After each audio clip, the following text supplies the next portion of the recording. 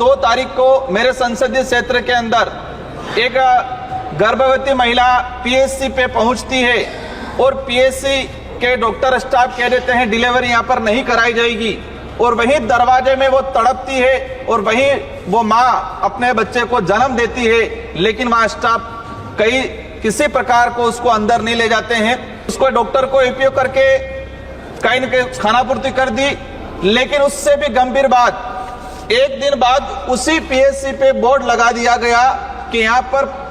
प्रसव सुविधा और इमरजेंसी सुविधा के लिए नहीं आए। हमारा गुजरात से सटा हुआ इलाका है, वहां पर मजदूरी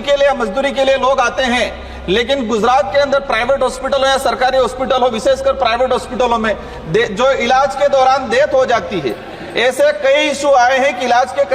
दौरान मृत्यु हो गई, लेकिन वो बॉडी लेने के लिए, वो मृत शरीर लेने के लिए 2-2, 3-3 दिन तक तरस रहे हैं। मेरे बांसवाड़ा और डूंगरपुर दोनों जगह मेडिकल कॉलेज है, मेडिकल कॉलेज में वहां न्यूरोलॉजिस्ट नहीं है,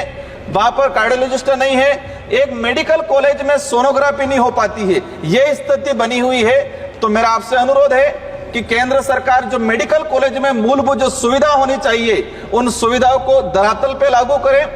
शून्यकाल अवसर पर जो बोलने का अवसर प्रदान किया उसके लिए धन्यवाद। मैं आपका ध्यान आकर्षण कराना चाहूंगा मेरे संसदीय क्षेत्र बांसवाड़ा डूंगरपुर,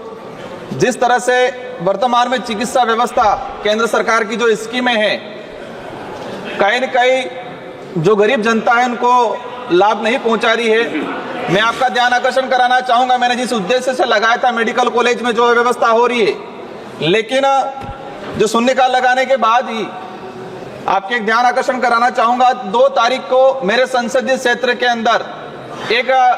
गर्भवती महिला पीएचसी पे पहुंचती है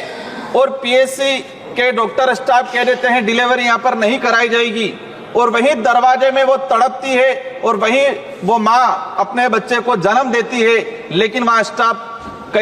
किसी प्रकार को उसको अंदर नहीं ले जाते हैं। वही चीज हुई, विभागीय अधिकारियों ने वहां गए, उसको डॉक्टर को उपयोग करके कहीं न कहीं खानापूर्ति कर दी, लेकिन उससे भी गंभीर बात, एक दिन बाद उसी पीएचसी पे बोर्ड लगा दिया गया कि यहाँ पर प्रसव सुविधा और इमरजेंसी सुविधा के लिए नहीं आए। एक तरफ पूरे देश में हम महिलाओं के सम्मान की बात करते हैं। राजकुमार जी, ये स्टेट सब्जेक्ट है सर, जो विषय केंद्र सरकार की जो स्कीमें हैं, मैं उसको लेके मैंने इसलिए बता दिया था। केंद्र सरकार एनएचएम में पैसा देती है, मैं इसलिए मैंने कहा था कि लेकिन ये इशू जो आया है, क्या डिमांड है, ये जो इशू आया है, आज आयुष्मान भारत योजना चल रही है, हमारा गुजरात से सटा हुआ इलाका है, वहां पर मजदूरी के लिए लोग आते हैं, लेकिन गुजरात के अंदर प्राइवेट हॉस्पिटल हो या सरकारी हॉस्पिटल हो, विशेषकर प्राइवेट हॉस्पिटलों में जो इलाज के दौरान डेथ हो जाती है, ऐसे कई इशू आए हैं कि इलाज के दौरान मृत्यु हो गई, लेकिन वो बॉडी लेने के लिए, वो मृत शरीर लेने के लिए 2-2, 3-3 दिन तक तरसते हैं। इसमें आपकी मांग क्या है? मेरी मांग यही है कि जो स्कीमें हैं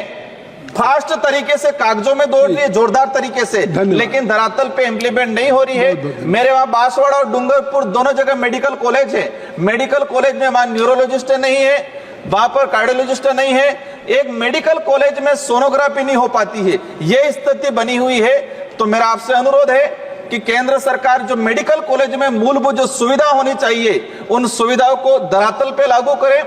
और जो वह फर्जीवाड़ा चल रहा है और जो चिकित्सा व्यवस्था को जो प्राइवेटीकरण के लिए बढ़ावा दिया जा रहा है, उस पर आप विशेष ध्यान दें और सरकारी व्यवस्था को सुधारें। धन्यवाद।